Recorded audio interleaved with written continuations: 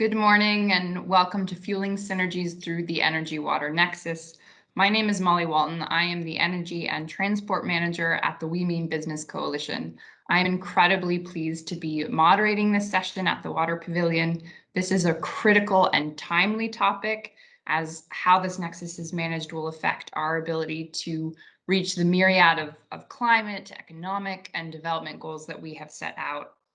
I want to thank the Nexus Regional Dialogues program, which is implemented by GIZ and funded by the European Union and the German Federal Ministry of Economic Cooperation and Development, for organizing this session and for bringing together such an esteemed group of experts. I'm incredibly pleased to be joined by Kate Lamb, who is the Global Director of Water Security at Carbon Disclosure Project and the UFCCC COP26 High-Level Climate Action Champions Lead for Water. I'm also pleased to be joined by His Excellency Bashar Batanier, who's the Secretary General of the Water Authority of Jordan. Another speaker that we have is Beatrice Chiza. She's the Director General of Environment and Climate Change of the Ministry of Environment of Rwanda. We also have Sylvia Chavez Cereceda joining us. She's the head of International Affairs Office at the National Water Commission of Mexico. Another speaker that we have is Claudia Ringler. She's the Deputy Division Director and Senior Research Fellow at the International Food Policy Research Institute. And finally, we have Dr. Michael Weber, who is the Josie Centennial Professor of Energy Resources at the University of Texas and author of the books Power Trip and Thirst for Water. We really have a spoil of riches in terms of the speakers that we have. These speakers today are going to dig deeper into the water energy nexus, illuminating what the challenges and opportunities are, some of the potential policy and technology solutions, what some of the success stories have been, where some of the caution points are that we need to pay attention to. And they're doing this with the aim of helping decision makers at COP, in boardrooms, in capitals around the world to navigate and manage this nexus and maximize the synergies that it presents. So without further ado, I want to hand it over to Kate Lamb. She's going to kick us off by providing an overview of the water energy nexus and some of the key opportunities and challenges that exist at its intersection, and underscoring why this nexus needs to be included into the climate negotiations this year. Kate, over to you. Good morning, good afternoon, and good evening. It's a real privilege for me to provide this keynote speech to you today on such an important aspect of the transition to a net zero resilient future. Welcome to COP26. The water energy nexus is a beautiful, complex, interdependent dance between two critical resources. It is a story as old as time, and yet it's a story that is yet to have its ending defined. What happens here at COP26 over the next 2 weeks will, to a large extent, dictate which direction this story goes. And it's certainly my hope that we achieve a happy ending. Indeed, I believe it's in all of our interests to ensure that this happens. Put simply, energy depends on water, and water supply depends on energy. These linkages have enormous significance for economic growth, life, and well-being. Water is essential for all phases of energy production, from fossil fuels to biofuels and power plants. Energy use is vital for a range of processes, including water distribution, wastewater treatment, and desalination. As economic and population growth continues, so too will demand for these precious resources. And as constraints on water in some regions become more severe due to climate change, the interdependency of water and energy is set to intensify, with significant implications for both energy and water security. So let's take a look at the energy side of the nexus just for a little moment. Today, the global energy sector is responsible for 10% of global water withdrawals, mainly for cooling processes in power production. The production of coal and biofuels are by far the most demanding energy sources when it comes to water. Oil at 13% and natural gas at 3% are far less demanding. However, together, these energy sources account for more than half of current energy supplies, which means we can ill afford to ignore them. This high degree of water dependence across the energy sector is making itself known. Water scarcity is already having an impact on energy production and reliability. Further constraints may call into question the physical, economic, and environmental viability of future projects. Analysis from the International Energy Association found that increased water stress has a material impact on the cooling technologies and related costs deployed across China's coal-fired power fleet. Additionally, IEA analysis also on hydropower in Africa underscored the importance of putting in place technical and policy measures necessary to enhance the resilience of hydropower. The energy sector is set to become thirstier over the next decade, with energy-related water consumption increasing by nearly 60% between 2014 and 2040. Some technologies, such as wind and solar power, require very little water, but others, like biofuels production, concentrating solar power, carbon capture and storage, green hydrogen, and nuclear, all have more significant water demands. As such, switching to a lower carbon pathway could exacerbate water stress or even be limited by it if it's not properly managed. Looking at the other side of the energy-water equation, the global water sector uses almost as much energy as Australia. In 2014, around 4% of global electricity consumption was used to extract, distribute, and treat water and wastewater. As the world's finite, irreplaceable supply of fresh water dwindles, over the period of 2040, the amount of energy used in the water sector is projected to more than double, as we seek alternative and more difficult and complex sources of water supply. The largest increase, unsurprisingly perhaps, comes from desalination, followed by large-scale water transfer and increasing demand for wastewater treatment, and indeed higher levels of treatment as we continue to increase the level of complex pollutants we choose to put into our water resources. Electricity consumption rises by 80% by 2040 in the water sector. However, there is significant potential for energy savings in the water sector if all the economically available energy efficiency and energy recovery potentials are exploited. Wastewater, for example, contains significant amounts of embedded energy that, if harnessed, could cover more than half of the electricity needs of municipal wastewater utilities. There's also a major opportunity to reduce water losses across supply chains, from leaks, bursts, and theft, which would save water and energy. On top of that, the sector used the energy equivalent of 50 million tonnes of oil, mostly in the form of diesel for irrigation pumps and natural gas in desalination plants. Today, more than 300 million people globally depend on desalinated water, and by 2040, these desalination projects will account for 20% of water-related electricity demand. It's clear that the clean energy transition is urgently needed, but it won't always be straightforward, I'm afraid. As I mentioned earlier, the fuels or technologies used to achieve the clean energy transition could, if not properly managed, increase water stress or indeed be limited by it. Some low-carbon technologies, such as wind and solar PV, require very little water, and it's worth repeating that. Others, however, such as biofuels, concentrating solar power, green hydrogen, carbon capture and storage, and nuclear power, are relatively water intensive.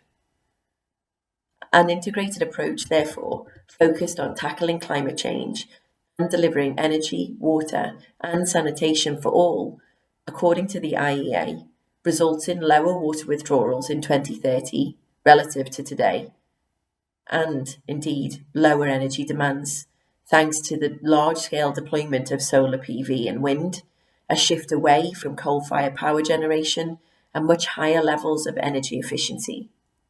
However, even under that scenario, water consumption still increases by 50% relative to today.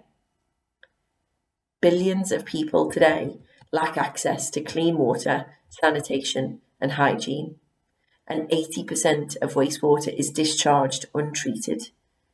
Energy is an essential part of the solution. IEA analysis shows that achieving universal access to clean water and sanitation would add less than 1% to global energy demand by 2030, and it highlights a range of potential synergies across a number of SDG indicators.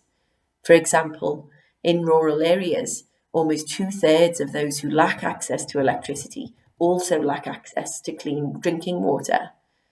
As a result, considering water supply needs when planning electricity production and provision can open different pathways for both lower cost electricity for households.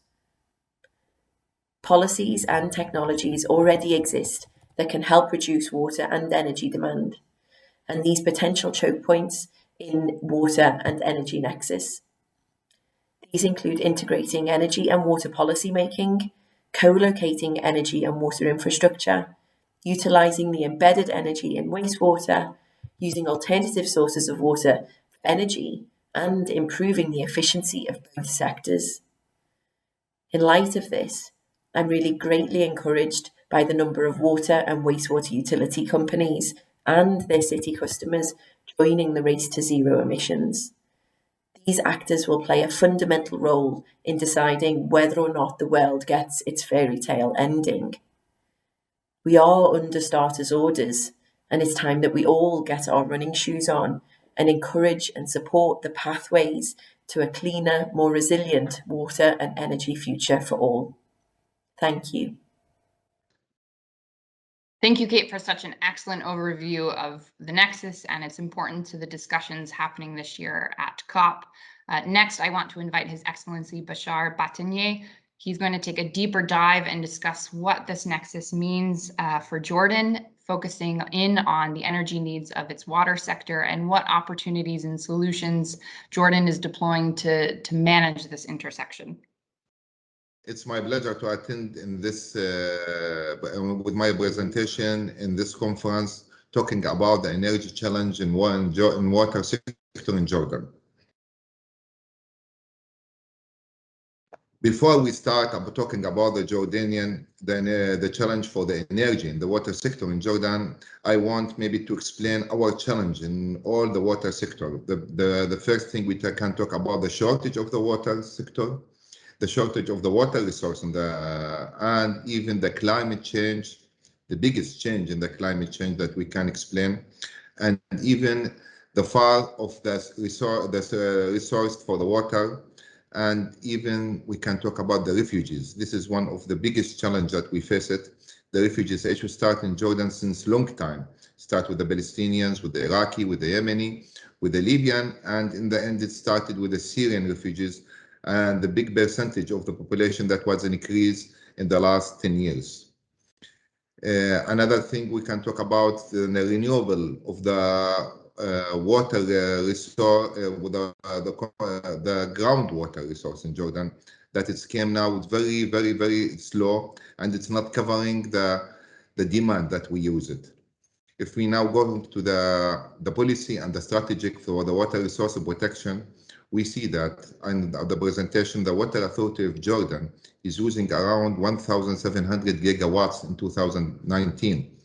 It's this is, we can see it's now distributed in the operation of the Waj governorates, Miyahuna. This is 3 companies, Miyahuna, Yarmouk, Aqaba Water Company, and the Jordan Valley Authority is using 50 gigawatts in every year.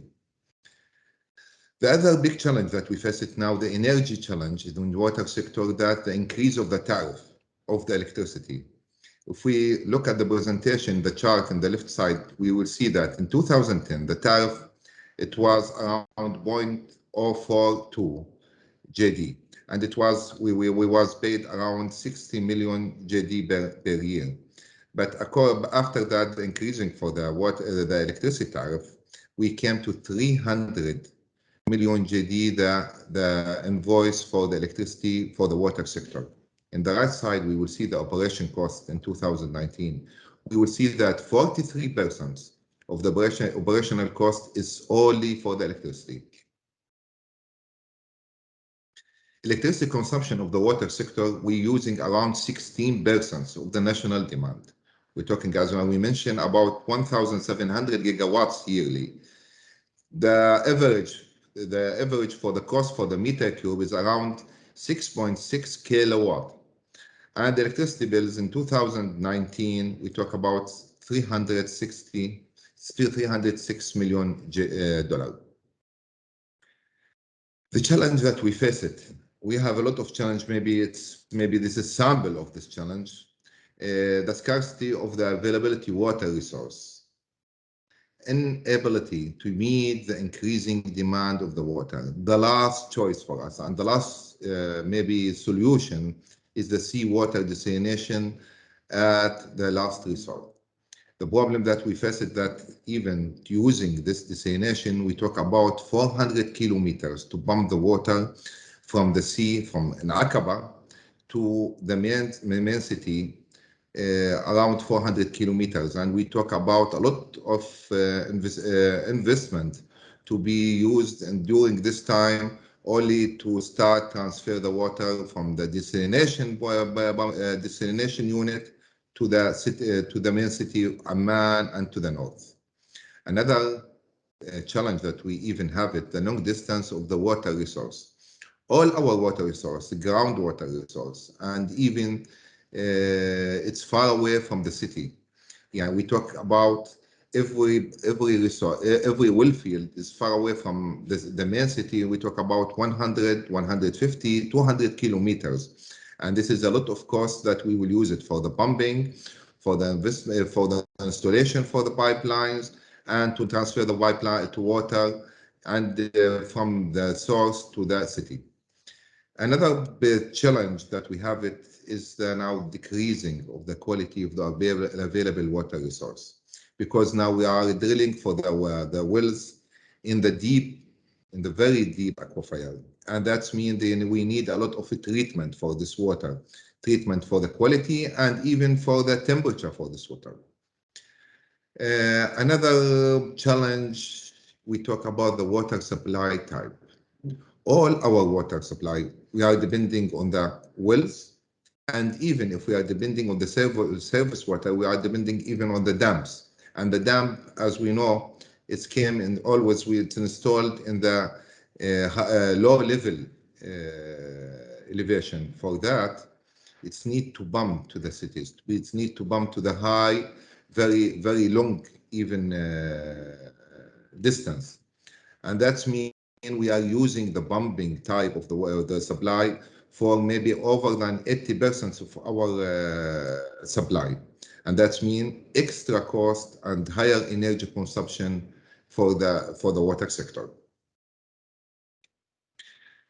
Sector response overcome. We're talking about, maybe this is the three main challenge. We are talking about energy efficiency, renewable energy, and we are from the first, maybe the first country around the world. We start on increasing the energy efficiency and renewable energy in our sector. And we are working in even the transparency for the proper operation and the maintenance investment. Infrastructure, and even the second one, it was infrastructure modernization.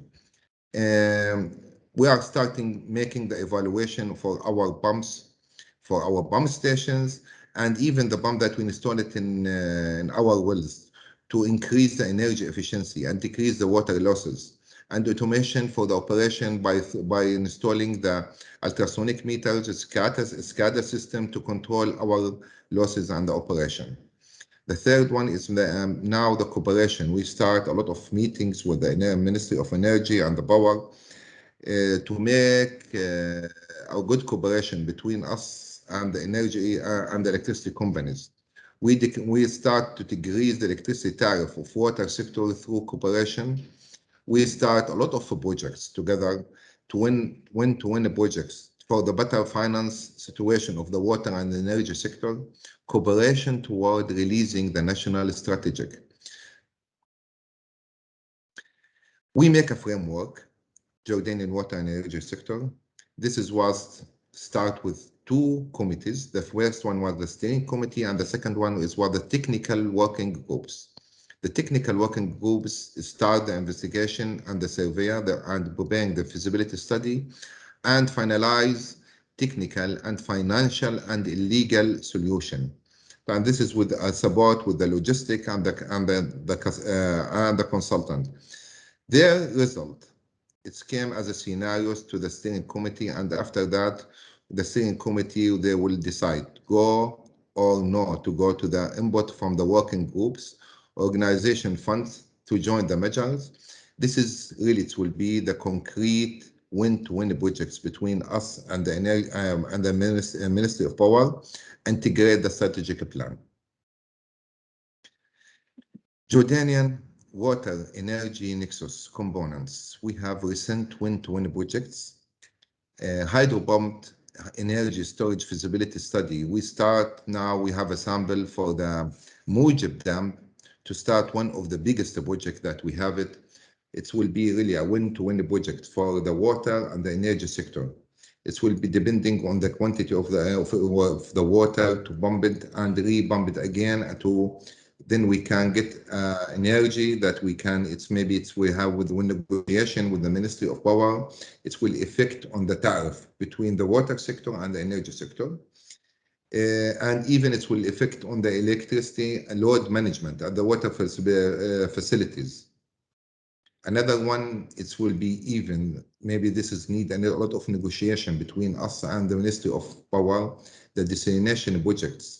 As we mentioned, the desalination project came for the 400 kilometers. That means we will use a big, maybe consumption of water, of electricity to pump this water from the sea to the main cities in Jordan. And we talk about 400 kilometers extra the desalination treatment plant. Implementation of the ongoing renewable energy project in the water sector.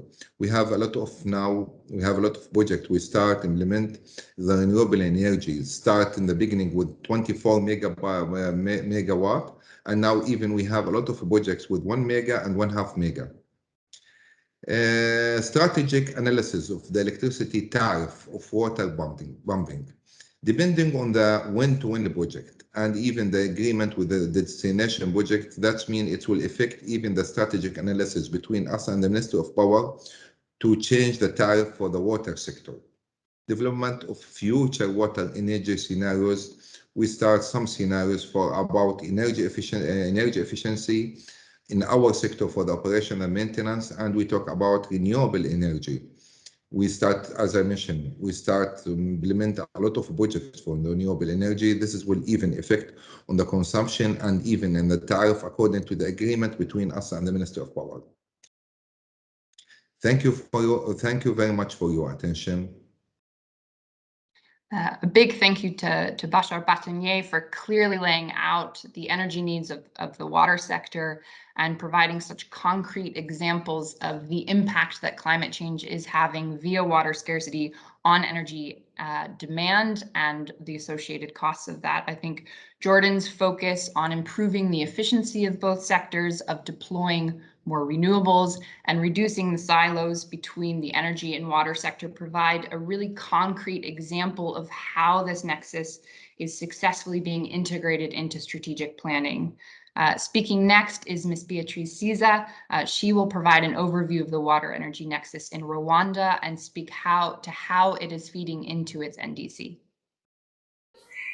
Distinguished guests, ladies and gentlemen, greetings from Rwanda. Rwanda aspires to become an upper middle income country by 2035 and high income country by 2050. The country's Vision 2050, a national transformation strategy, set out clear intention to increase national energy and improve access to modern energy services, with electricity access expected to grow from 34.5% in 2017 and 100% in 2024, and mainly through the development of hydropower. Likewise, the country committed to have 100% of households with access to improved water source and safely managed sanitation services from 86.2% and 87.4% respectively in 2016 and 2017. This country commitment, combined with increasing population growth and urbanization, place an increasing pressure on limited water and biomass resources.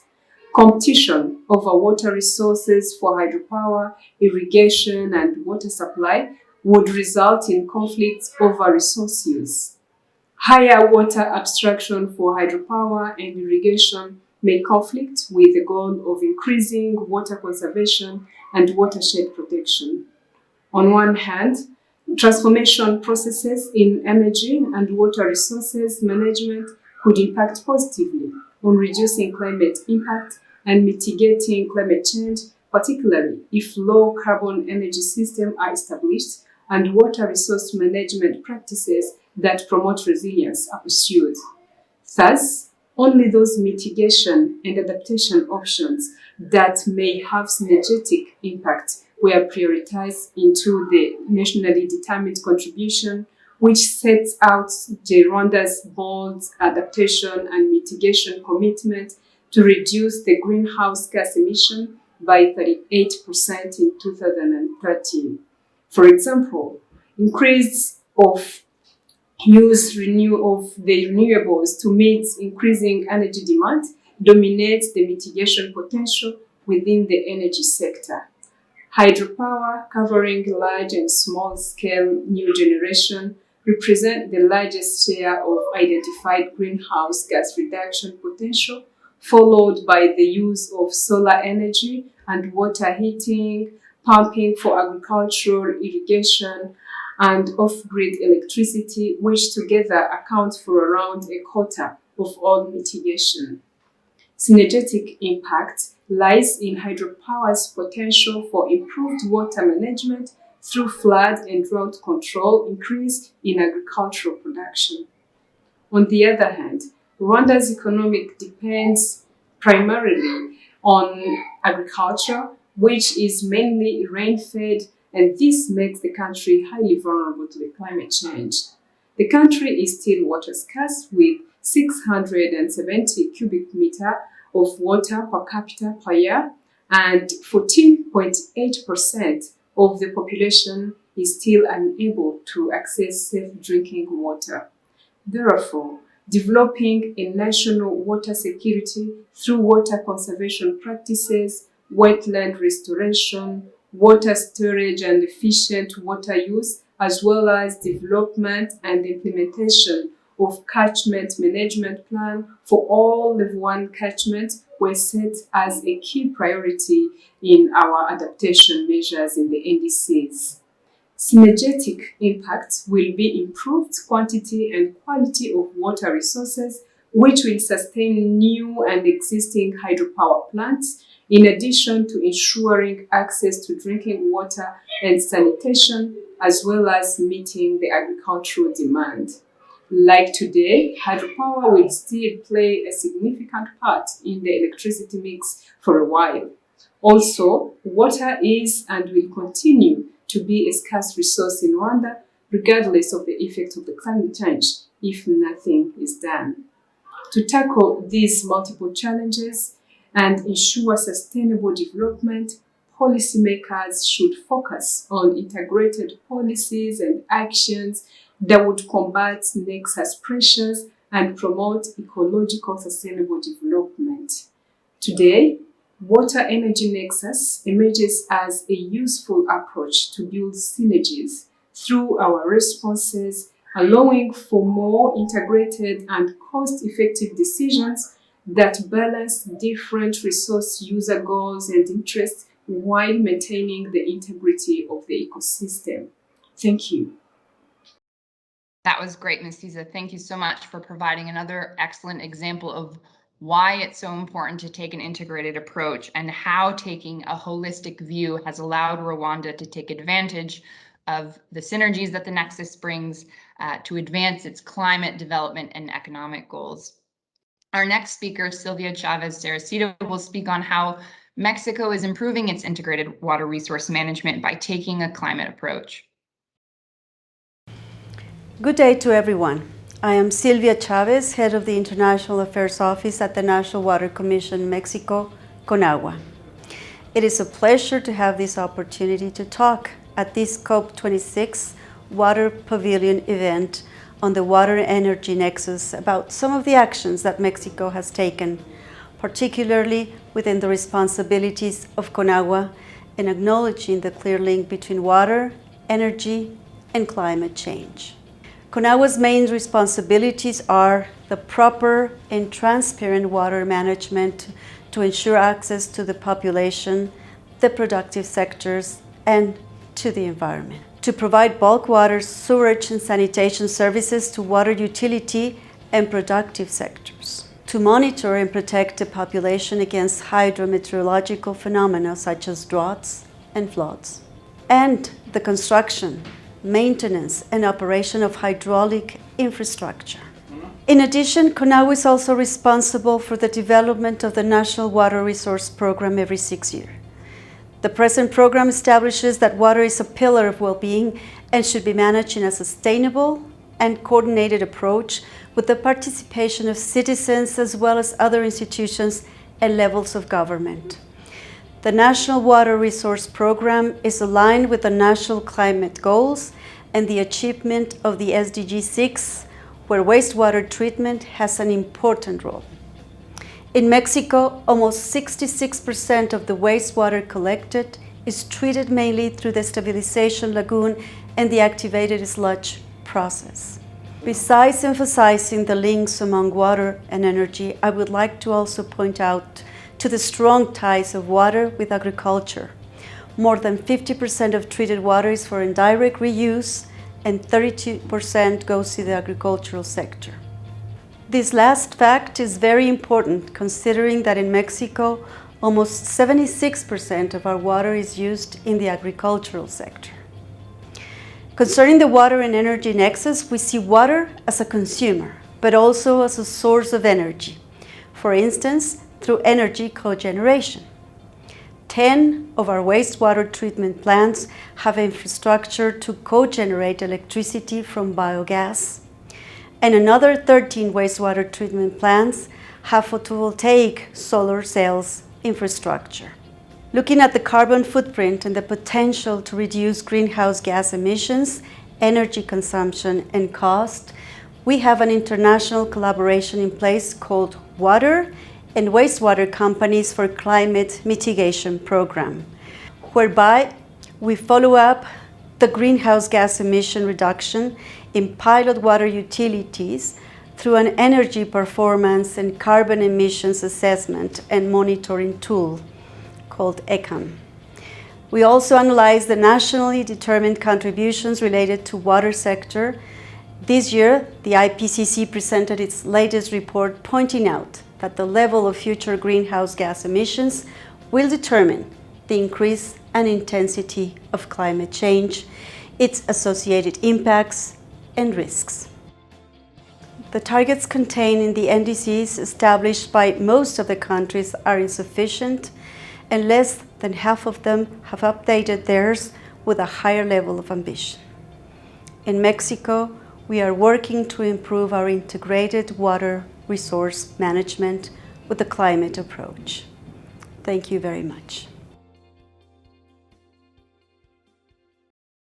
Thank you so much, Ms. Saracita. That was a really good example of how the Nexus is being integrated into decision making, and I'm incredibly grateful and glad that you highlighted that water is is not only a consumer of energy, but can also be a source of energy. I think that's a point that really needs more attention when we're talking about energy transition plans. Our next speaker is Ms. Claudia Ringler. She's going to look at how water, energy, and food security are all intertwined and the impact that climate change has on these different sectors. I am honored to present to you today a few thoughts on key research topics around climate, water, energy linkages. Climate change is intensifying these linkages. Thus, energy is a very fitting theme for the Water Pavilion at the Climate Change COP26. I would like to leave you with these 4 short messages after this presentation. First, water and energy poverty are interlinked. Second, climate change increases water scarcity, which in turn increases energy intensity with impacts for climate change, a vicious cycle. Third, climate mitigation focused solely on energy can worsen water scarcity, reducing food security. Solutions need to consider water and energy security jointly and strengthen inclusion. The image here shows a collective water sharing operation from a single groundwater well in Algeria. I think it does a good job of showing how intertwined energy and water security are. Why are water and energy poverty linked? We know that areas with low levels of water security, here proxy to sanitation access, are generally also those with low levels of energy security.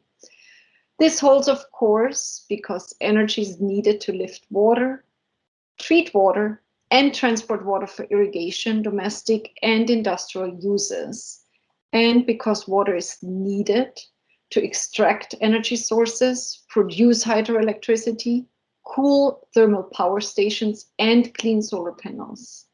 Areas with severe underinvestment in these basic needs are concentrated in sub-Saharan Africa, which you can see on the left, and South Asia. But we are not here for Energy Day because energy and water are linked, but because climate change worsens existing water and energy poverties. The higher temperatures we are all experiencing due to climate change are drying out the globe.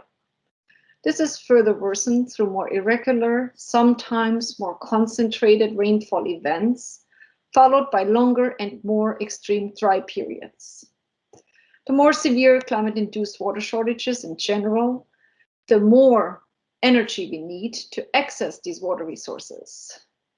Countries that are already extremely dry, such as those in red on the right part of this graph, including Jordan, need a lot more energy to access water. This, of course, generates more emissions, growing water scarcity, and food insecurity. Most countries in sub-Saharan Africa are not on the graph, not because they have too much water or don't need energy, but because they lack investment in energy and water development, which will make it extremely difficult to address climate change impacts. The tubes or hoses on this image look like electric wires at first sight, but they in fact show drip lines that convey individual drops of water for greenhouses in Morocco, one of the few viable food production systems in hyper-arid areas. Of course, highly energy intensive. We will see more of this kind of irrigation going forward. Third, siloed mitigation investments can worsen water shortages. Biofuels are now an integral part of climate mitigation strategies, and it's not clear if any of the aspirational mitigation goals can be achieved if biofuels are counted out. But biofuel development is strongly linked to water depletion and pollution, land degradation and biodiversity loss, and has contributed to the 2007-2008 food price spikes. But other mitigation solutions are also not kind to water. Solar pumps for irrigation reduce greenhouse gas emissions, which is good for the climate energy front, but by removing variable energy costs, they incentivize groundwater overdraft. Finally, carbon capture and storage also requires considerable amounts of water and could further grow water scarcity. The image here shows sugarcane grown for bioethanol in Brazil. This has contributed to considerable water pollution in the country from fertilizer runoff. So what do we need to do? To address the climate, water, energy challenge, we need to act on the many solutions that already exist and develop many new ones, including strong incentives that guide water and energy use for both adaptation and mitigation. We should first rapidly address the clean energy poverty in rural areas of sub-Saharan Africa and South Asia to reduce water and food insecurity, retain remaining forests, and fight climate change by providing massive support to low-cost solar panels. Solar panels linked to water pumps need to be supported by appropriate institutions and incentives. In the rural energy sector, it is also important to favor precision agricultural tools that conserve both water and energy. Considering only one or the other will lead to suboptimal outcomes and worsen climate change or climate change impacts. And here it is also important to focus on low-cost accessible solutions, such as better managing soil water storages, using wetting front detectors that do not need an energy source to support irrigation scheduling, or use of soil moisture and yield sensors that can reduce both water and energy intensity of crop production. A new CGR initiative focused on the water, energy, food, environment nexus specifically develops solutions in this space. I hope that these 4 messages will stay with you throughout Energy Day and beyond. Thank you very much. Thank you, Ms. Ringler. Your point that investment in energy and water development is critical for addressing the impacts that climate change have on the poor is a critical one. And I think it reinforces many of the points that were made by Kate in the opening about how, looking at it from an integrated approach, the Nexus can provide an opportunity to move faster and farther on many of the sustainable development goals, especially SDG 6 and SDG 7, if we look at solutions and develop them jointly. I'm also really grateful that you explained how this Nexus intersects with agriculture, as well as the agricultural sector is going to be an important player in the energy transition, and how that sector decarbonizes will have an impact on water and energy security. And then last but not least, we have Dr. Michael Weber. He will look at the impact that different climate technologies and solutions can have on water, and the impact on water availability and water quality. Hello, everybody. My name is Michael Weber. I'm a professor of mechanical engineering at the University of Texas at Austin. Really pleased to be part of this conversation on the energy-water nexus.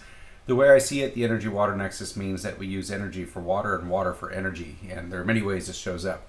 We use energy to heat, treat, chill, pressurize water, basically to get water to the quality we want at the place we want it at the time we need it. And we also use water for energy. We use water to cool power plants. We use water for mining, for producing oil and gas. To cool power plants, we use water to flow through turbines and generate electricity like at hydroelectric facilities. And we also use water for irrigation of biofuels and bioenergy. So we use a lot of energy to improve the availability of water, and we also use water to improve the availability of energy. And this is mostly a good news story, but there's some bad news that can happen as well. When you get constraints in one, can become constraints in another. If you don't have water available the way you need it, like if you have a flood or a drought, it can damage energy equipment or turn off the energy equipment. And if you don't have energy the way you need it, like if you have a power outage, you can't treat your water and move your water. So they have some cross-cutting interdependencies that are good for both, but also create vulnerabilities and cascading failures from one to the other. This happened in Texas, for example, in Winter Storm Uri in February. We had water that was produced with energy, like oil and gas comes out of the ground with water. The water would freeze, would turn off the gas or freeze the gas up. So we ran out of gas, so we ran out of power, and that power turned off the electricity we needed for a water system. So we had a water crisis become a gas crisis, become a power crisis, become a water crisis. And we had 14 million people under boil water notifications in Texas. This is a real challenge from water security, because if you have a boil water notification, you can't boil water if you don't have energy. And the boil water notification happened at the same time we had energy shortages. So there are real problems that can happen from this interdependence, and this is something we should be mindful of as we design our technical and policy solutions moving forward. The Texas example, I think, is a good one, because Texas is a particularly rich state. We have a lot of energy. We're one of the most energy abundant regions in the world. And if energy abundant Texas can have an energy shortage, which causes a water problem, which means people might die or get sick because water is not the right quality or not available, that's a sign it can happen anywhere. So we need to be thinking about water resilience and water security and its dependencies on the energy system so that the energy system is also resilient and they're all working together. As we look at the different trends from climate change, the way it manifests itself is through exacerbation or amplification of the hydrological cycle. This means more intensive and frequent droughts and floods, and we will use energy to make up for those intensifications. And that's going to be a real challenge for us. And as we use more energy, we need to make sure it's the clean kind that doesn't accelerate the climate change cycle. So climate change causes water strain, which means we use more energy to solve the water strain. We need to make sure that energy consumption is not accelerating the pace or making things worse. We can also think about different types of solutions. And some solutions might be good for energy security, but not great for water security. I'm trying to think of the different options we might do for energy. We might build more nuclear power. Nuclear power is great from a carbon perspective, tends to be very water intensive because it uses so much water for cooling and also the water for the uranium mining. We might try to use more hydraulic fracturing for either enhanced geothermal energy or for gas production to offset coal. And this will reduce carbon emissions, but might increase water use compared to how we use water for other solutions. We might go towards biofuels, like irrigating different crops to make ethanol or biodiesel or even just bioenergy that we burn, and that will require a lot of water as well. So there are some energy options that we are pursuing in order to reduce CO2 that also might exacerbate our water situation. And there are some cross-cutting solutions, things that we can do that improve energy security and water security, in particular things like efficiency and conservation. Water conservation or water efficiency will reduce how much water we use, will also reduce how much energy we use for that water. So we get energy benefits from our water conservation. And the same is true from water saving energy, and energy saving water. So we get this cross-cutting benefit from this. So there are a lot of things we can do. The main thing is I think we need to have these interconnections in mind so that we do the planning and policies and markets and technology decisions the right way so we are not exacerbating the current situation. Anyway, have a great conversation. I really appreciate the opportunity to provide some comments. I wish I were there in person, and I wish everyone will stay safe. Take care. Thank you, Dr. Wepper. That was a great conclusion to this session, to the different speakers. I think it tied in many of the points that were brought up by speakers before, and it really highlighted the complex interconnections between water and energy and some of the pros and cons of different technology and policy solutions that we have at hand. I have to say, across the board, that this was a fantastic set of presentations. I think much of the focus in the next 2 weeks will be on the policies, on the commitments, on the technologies that are needed to accelerate action to ensure that we transition to a net zero economy. But what can't get lost in these discussions is the critical role of water. I think today's speakers really made the case for why it is vital to take an integrated approach and provided several proof points of the benefits of doing so. I want to summarize what I found to be some of the key takeaways for decision makers from the different presentations that we heard today. The first one, I think, is that low carbon does not necessarily mean low water. As several of our speakers made clear today, the technologies and solutions that we use to achieve the energy transition could, if not properly managed, exacerbate or be limited by water stress. This really depends on the location, on the availability of water, and other competing users. So technologies like wind and solar PV, they don't require much water.